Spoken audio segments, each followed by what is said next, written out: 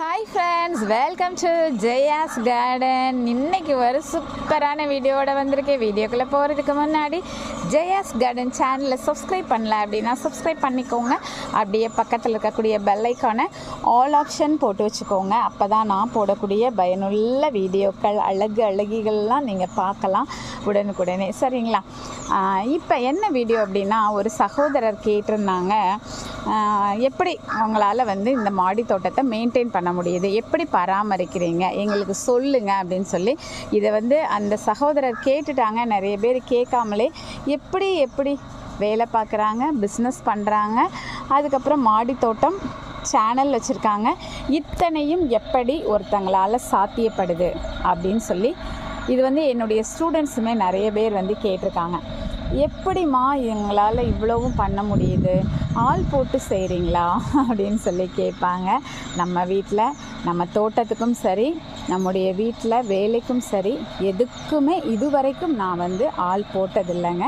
எனக்கு இந்த ஆள் போட்டு செய்கிறதுல எனக்கு நான் செய்யணும் என் வீட்டு வேலையை, என்னோடய தோட்ட வேலையை. இந்த தோட்டம் வச்சுருக்கிறது எதுக்காக அப்படின்னாக்க, என்னுடைய ஹாப்பினஸ், என்னுடைய என்ன சொல்கிறதுனே தெரியாது, அந்த தமிழில் வார்த்தைகள் கிடைக்கல, அந்த அளவுக்கு எனக்கு இதில் பெரிய ஒரு மகிழ்ச்சி இருக்குது, ஸ்ட்ரெஸ் ஃப்ரீ இருக்குது.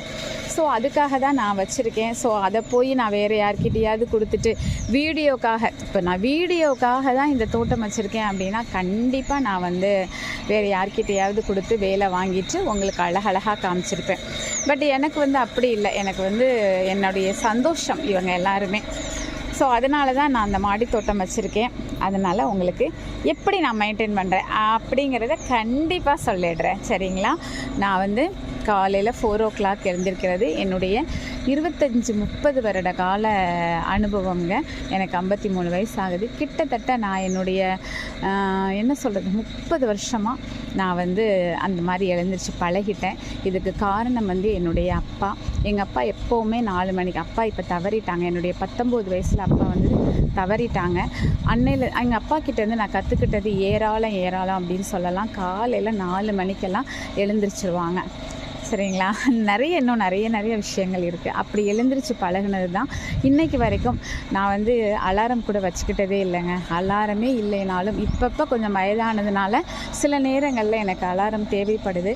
ஆனால் சாதாரணமாக எனக்கு அலாரம் இல்லாமலே அந்த 3:50 யாரோ என்னை தட்டி எழுப்பின மாதிரி எழுந்திரிச்சுவேங்க. ஸோ அதுக்கப்புறம் ப்ரேயர் பண்ணிட்டு எல்லாமே டைம் தாங்க. என்னை பொறுத்த வரைக்கும் டைம் மேனேஜ்மெண்ட் அப்படிங்கிறது நமக்கு தெரியணும். நேரத்தை மேலாண்மை பண்ண தெரிஞ்சிருந்தோம் அப்படின்னா என்ன வேணாலும் உலகத்தில் சாதிக்கலாம் அப்படிங்கிறது தான் என்னுடைய இது.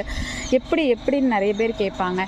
பெரிய சாதனையாளர்களுக்கும், அறிவியலாளர்கள், அப்புறமா பெரிய என்ன சொல்கிறது, படைப்பாளிகள், இவங்களுக்கும் 24 மணி நேரம் தாங்க இருந்துச்சு. நமக்கும் அதே 24 மணி நேரம் தானே.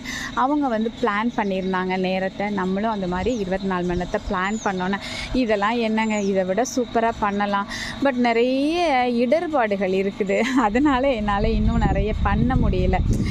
இவ்வளோ வச்சுருக்கிறதுக்கே நான் நிறைய வீட்டில் திட்டு வாங்குறேன்னு வச்சுக்கோங்களேன். அதனால தான் நான் இந்த அளவோடு வச்சுருக்கேன். நிறைய வேணாம் எதுக்காக அப்படின்னு சொல்லி திட்டும்போது சரி வேணாம் அப்படின்னு சொல்லி தான் கம்மி பண்ணியிருக்கேன். இல்லை என்னையெல்லாம் விட்டால் புகுந்து விளையாடினேன்னா இதை ஒரு அமேசான் காடாக சுற்றிலும் வச்சுருந்துருப்பேன்.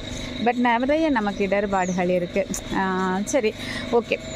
எழுந்திரிச்சு நல்லா ப்ரேயர்லாம் பண்ணிவிட்டு என்னுடைய சமையல் வேலையை நான் ஒரு 4:30-4:45 ஸ்டார்ட் பண்ணேன் அப்படின்னாக்க 5:30க்குள்ளே எல்லா சமையலும் முடித்து, பாத்திரமும் கழுவி, அடுப்பெல்லாம் கழுவி, பேக்கிங்கு, நம்ம சாப்பாடு கொண்டு போகிறதுக்கு பேக்கிங்லேருந்து வாட்டர் ஃபில் பண்ணுறதுலேருந்து எல்லாமே நான் பண்ணிவிடுவேங்க.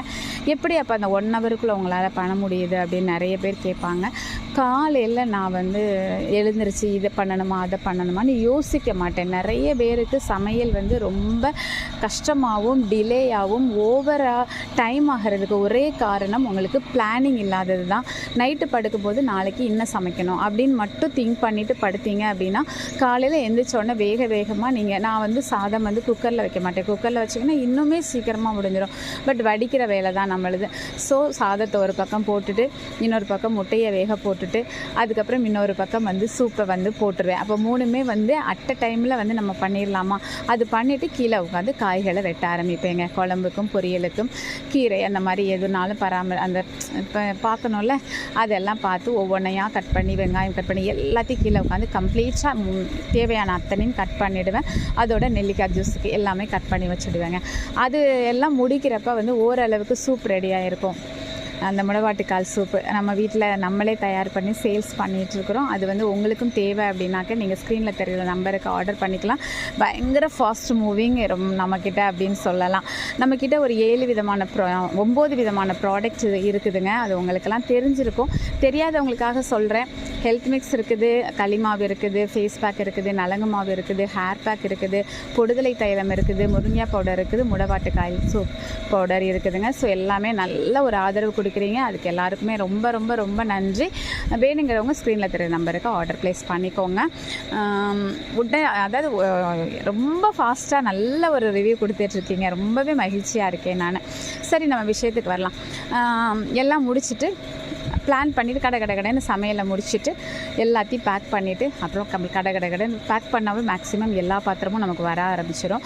ஆனால் இப்படி சமையல் பண்ணும்போதே இந்த காய் வெட்டிட்டு அதுக்கப்புறம் அந்த சாதம்லாம் வெந்துட்டு இருக்கும்போதே சும்மாலாம் இருக்க மாட்டேன். கடைன்னு அடுப்பில் ஏதாவது வேலை இருந்துச்சு அப்படின்னாக்கா அதை அடுப்பில் போட்டுகிட்டே பக்கத்தில் பாத்திரத்தை ரெண்டாக கழுவிட்டே இருப்பேன். வர பாத்திரத்தை கழுவிட்டே இருப்பேங்க. அப்போ நமக்கு சமையல் முடிஞ்சு பேக் பண்ணும்போது கம்ப்ளீட்டாக எல்லா பாத்திரமும் வந்துடும். எல்லாமே நமக்கு டிஃபன் பாக்ஸில் தான் அடைச்சிருவோமே. அதனால எல்லா பாத்திரமும் வந்துடும். கடைன்னு பாத்திரத்தை ஃபுல்லாக கழுவிடுவேங்க. கழுவி முடிச்சுட்டு வேகமாக அடுப்பெல்லாம் தொடச்சி கிழிச்சு கழுவி எல்லாம் பண்ணி அவ்வளோ பக்காவாக முடிச்சுட்டு நான் வந்து மேலே 5:45 5:50 அதுக்குள்ளே நான் வந்து மோட்டரை போட்டு தண்ணியை ஃபில் பண்ணிவிடுவேங்க. காலையிலேயே ஃபில் பண்ணி முடிச்சதுக்கப்புறம் தான் நம்ம இங்கே மாடியில் மோட்டர் போட முடியும். ஸோ இந்த மாடியில் மோட்டர் அப்படிங்கிறது இப்போ கொஞ்ச நாளாக தான் என்னுடைய பையன் எனக்கு கிஃப்ட் பண்ணதுனால வந்தது. ஒரு சின்ன மோட்டர் வந்து அமேசானில் வாங்கினதுங்க.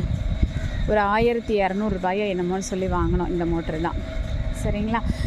ஆனால் அதுக்கு முன்னாடி பார்த்திங்கன்னா நான் பக்கெட்டில் தண்ணி வச்சு மொண்டு ஊற்றுவேங்க. எனக்கு வந்து ஆரம்ப காலங்களில் 1/2 மணி நேரம் ஆச்சு. அப்புறம் கொஞ்சம் கூட வரும்போது 3/4 மணி நேரம் ஆச்சு.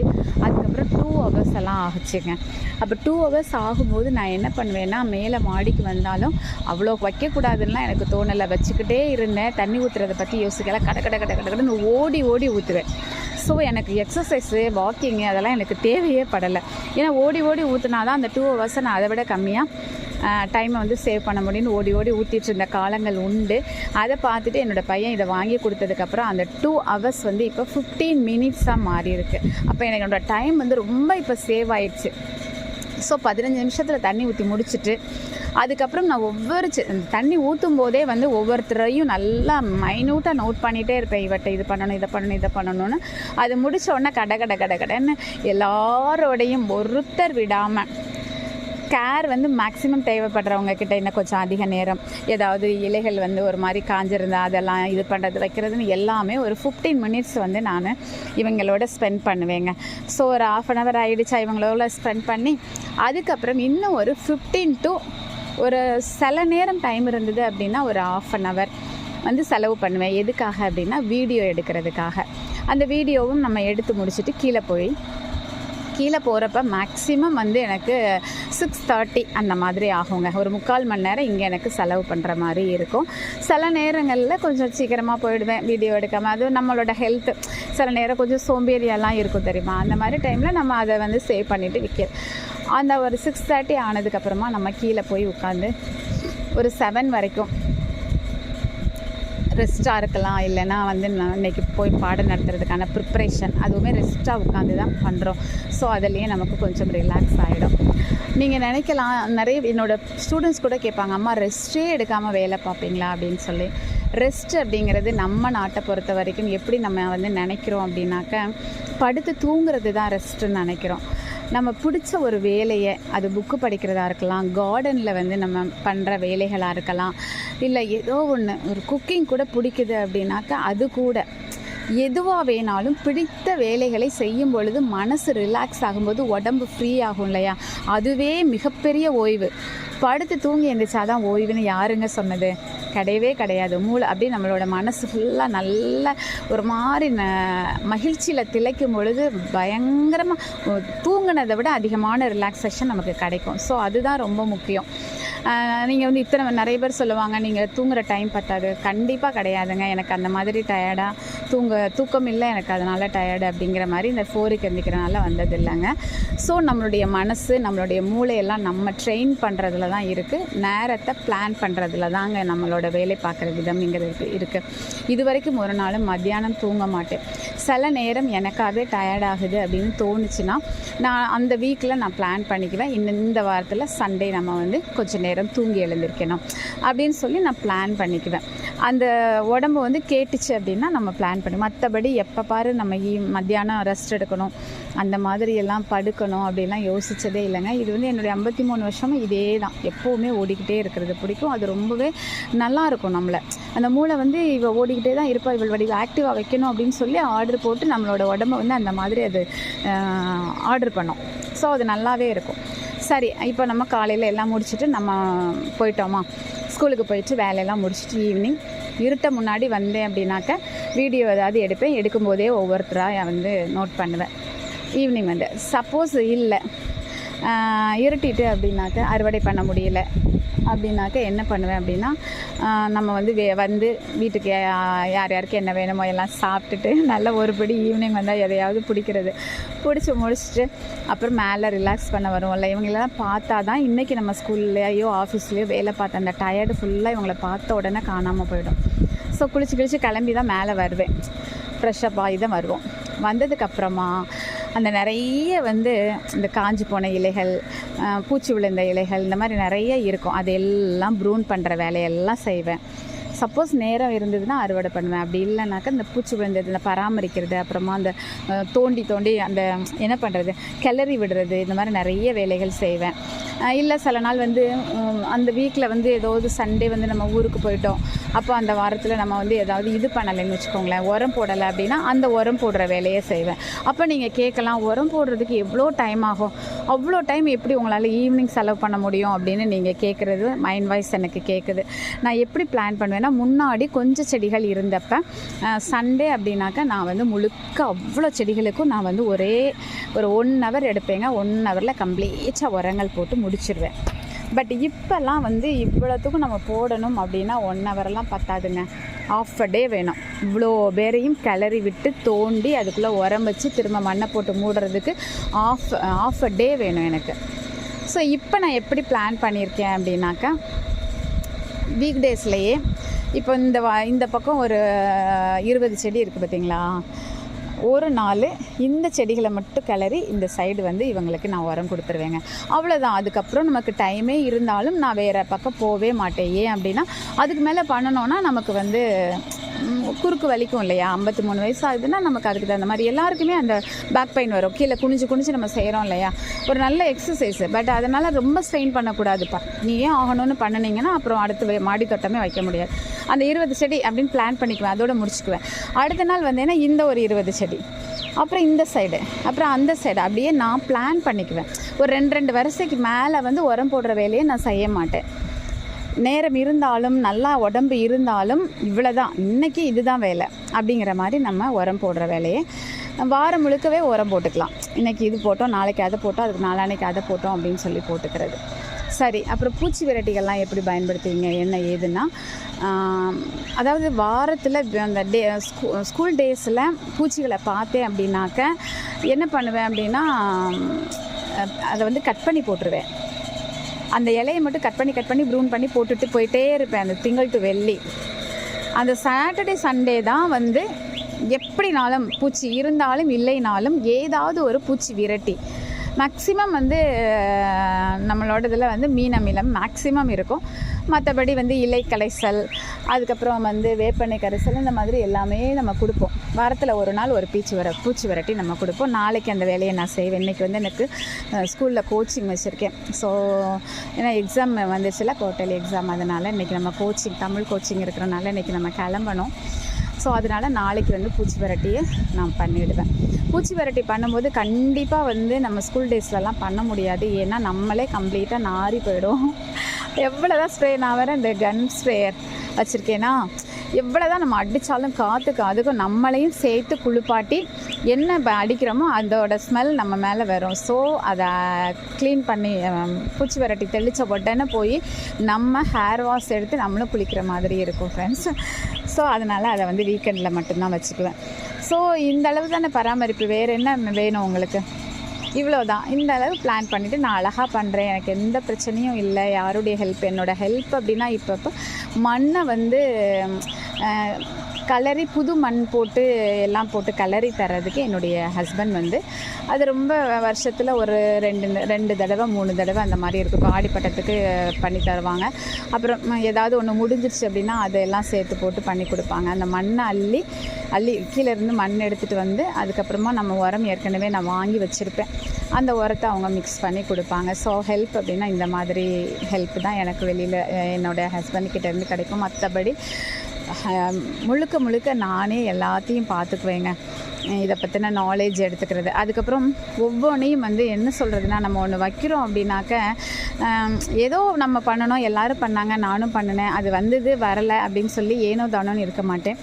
இப்போ நான் ஒரு கத்தரி வந்து இவ்வளோ தூரம் சக்ஸஸாக ஒரு 2 இயர்ஸாக வந்து நம்ம அவ்வளோ அறுவடை எடுத்து போன வருஷம் 12 ரகம் போட்டிருந்தோம். இப்போ தான் ஒரு 5-6 ரகத்தோடு நிப்பாட்டிட்டேன்.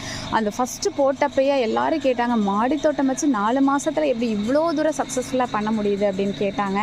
காரணம் வந்து எதுவாக இருந்தாலும் எழுதி வச்சுக்குவேங்க. நான் வந்து யாரோ சொன்னதாக இருக்கட்டும், இல்லை ஒரு யூடியூப்பில் பார்த்ததாக இருக்கட்டும், பார்த்ததெல்லாம் நம்ப மாட்டேன். 10 பேரோடதை பார்க்குறேன் அப்படின்னா அதில் எது கரெக்டுங்கிறத நான் எக்ஸ்பீரியன்ஸ் பண்ணி அதில் வந்து சக்ஸஸாக இருந்துச்சு அப்படின்னாக்க நான் நோட்டு போட்டு எல்லாத்தையும் எழுதி வைப்பேன். இந்த செடி இந்த மாதிரி வரும், இந்த செடிக்கு என்ன பிரச்சனை, இந்த இது அப்படின்னு சொல்லி நிறைய நான் எழுதி என்னோடதில் ஒரு பெரிய அதான் சொல்கிறேன்ல, என்ன வேலை பார்த்தாலும் அதில் ஒரு பெர்ஃபெக்ஷன் இருக்கணும் அப்படின்னு சொல்லி நான் எதிர்பார்ப்பேன். ஸோ அதனால் எதுவாக இருந்தாலும் அதுக்கு தனியாக நோட்டு போட்டு இது இந்த மாதிரி இது இந்த மாதிரின்னு சொல்லி அதை வந்து நிறைய கேதர் பண்ணி வச்சுக்குவேன். அதனால தான் என்னால் வந்து வாட்ஸ்அப்பில் அக்கா கிட்ட கேட்டால் எந்த ஒரு இதுக்கும் நமக்கு ரெமடி கிடைக்கும் அப்படின்னு சொல்லி என்னுடைய உறவுகள் வந்து ரொம்ப தைரியமாக எந்த ஒரு ஹெசிடேஷனும் இல்லாமல் ஃபோன் பண்ணியும் சரி, வாய்ஸ் மெசேஜ் இல்லைன்னா டெக்ஸ்ட் மெசேஜ் கொடுத்து அக்கா எனக்கு இந்த பிரச்சனை இருக்குது, அக்கா இந்த பிரச்சனை இருக்குது, மேக்ஸிமம் பிரச்சனைகளை நான் அந்த மாதிரி இதில் வாய்ஸ் மெசேஜ் போட்டு அவங்களுக்கு நான் கிளியர் பண்ணி கொடுத்துருவேன். கேட்ட உடனே கிளியர் பண்ணிடுவேன். அது எந்த பிரச்சனையாக இருந்தாலும் அப்படி என்னால் பண்ண முடியறதுக்கு காரணம் வந்து இந்த மாதிரியெல்லாம் நிறைய நான் ஒர்க் அவுட் பண்ணுறது தான் அதுக்கு ஒரு காரணம். அதுக்கப்புறம் வந்து நிறைய எக்ஸ்பிளைன் பண்ணுற மாதிரி ஏதாவது விஷயங்கள் கேட்டாங்கன்னா அவங்க கேட்ட மறுநாளே நான் வந்து அவங்களுக்கு ஒரு லாங் வீடியோ போட்டு கிளியர் பண்ணிடுறேங்க. ஸோ நம்மளுடைய ஜெயாஸ் கார்டனுடைய மிகப்பெரிய ப்ளஸ் பாயிண்ட் அப்படின்னாக்க நீங்கள் கேட்ட கேள்விகளுக்கு உடனடியாக பதில் வந்து உங்களுக்கு ஏதோ ஒரு விதத்தில் வீடியோவாவோ இல்லை வாட்ஸ்அப் மூலமாகவோ நான் கொடுத்துட்றேன் அப்படிங்கிறதுல எனக்கு மிக்க மகிழ்ச்சி. நம்மளுடைய மோட்டாவே மகிழ்வி மகிழ். ஸோ உங்களுடைய மகிழ்ச்சியில் என்னோடய மகிழ்ச்சி இருக்குது.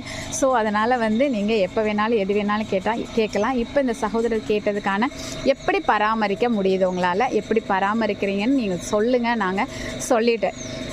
கொஞ்சம் லாங்காக தான் போயிடுச்சு, ஆனால் அவன் நல்லா ஃப்ரீயாக எக்ஸ்பிளைன் பண்ணணுங்கிறதுனால. இதுக்கு முன்னாடியெல்லாம் நான் எப்படி பண்ணுறேங்கிறத டைமோடு கூட வீடியோ போட்டிருக்கேன். நான் என்னோடய வேலையை வந்து கிச்சனில் முடித்தோன்னே அந்த டைமிங்கை காமிச்சு என்னோடய கிச்சன் வந்து அந்த டைமில் எப்படி இருக்குது, அந்த எவ்வளோ க்ளீனாக இருக்குது அப்படிங்கிறதையும் காமிச்சு அதுக்கப்புறம் மாடிக்கு வர இப்படி டைமிங்கெல்லாம் கூட நான் போட்டிருக்கேன். அது கூட லாங் வீடியோ பழசு போன வருஷம் போட்டதில் இருக்குது, நீங்கள் கூட செக் பண்ணி பாருங்கள். இதில் உங்களுக்கு பெரிய ஒரு என்ன சொல்கிறது, ஒரு நம்பிக்கை, ஒரு மோட்டிவேஷன், ஒரு விதமான என்ன சொல்கிறது, ஒரு பெரிய தைரியம் வந்து மாடித்தோட்டம் வைக்கணுங்கிற ஒரு எண்ணம் உங்களுக்கு வந்திருக்கும். இந்த இதுக்குன்னு இல்லைங்க, என்ன பண்ணினாலும் நம்ம எப்படி பிளான் பண்ணலாம், எப்படி நேரத்தை மேலாண்மை பண்ணலாம், எப்படி வந்து அதை வந்து சக்ஸஸ்ஃபுல்லாக பண்ணலாம் அப்படிங்கிற மாதிரி நிறைய ஐடியாஸ் வந்து இந்த வீடியோ மூலமாக உங்களுக்கு கிடச்சிருக்கும் அப்படின்னு சொல்லி நம்புகிறேன். இந்த வீடியோ உங்களுக்கு வந்து பிரயோஜனமாக இருக்குதுன்னு நீங்கள் ஃபீல் பண்ணிங்கன்னா கண்டிப்பாக வந்து கமெண்ட் பாக்ஸில் சொல்லுங்கள். வீடியோவை லைக் பண்ணுங்கள். இப்போ புதுசாக வந்து ஹைப் அப்படின்னு சொல்லி ஒன்று கொடுத்துருக்காங்க. ஸோ லாங் வீடியோஸில் லைக் பண்ணினோன்னா ஹைப்புன்னு கேட்டால் ஹைப் பண்ணுங்கள். அதன் மூலமாக நமக்கு கொஞ்சம் பாயிண்ட்ஸ் கிடைக்கும். பாயிண்ட்ஸ் எதுக்காக அப்படின்னா நம்முடைய க்ரோத்துக்காக தான். ஸோ நம்ம சேனல் வளர வளர நம்முடைய குடும்பம் வளர வளர நம்முடைய உறவுகள் எல்லாருமே வந்து மாடித்தோட்டத்தில் நல்ல சக்ஸஸ்ஃபுல்லாக பெரிய லெவலில் வைக்கிறதுக்கு நம்ம வந்து சீட் ஷேர் பண்ணி எல்லாருக்கும் ஹெல்ப் பண்ணுவோம். ஸோ அதுக்காக தான் அந்த ஹைப்பு. ஸோ நீங்கள் வந்து கண்டிப்பாக வந்து ஹைப் பண்ணுங்கள். லைக் பண்ணால் தான் ஹைப் வரும். அதுவும் லாங் வீடியோவில் மட்டும்தான் வரும். அது மட்டும் இல்லை 7 நாளைக்குள்ளே பண்ணிடணும். ஸோ வீடியோவை போட்ட உடனே பாருங்கள்.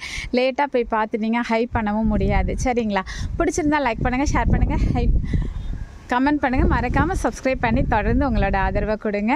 என்றும் உங்களுடைய சகோதரி ஜெயா. பாய். Happy gardening.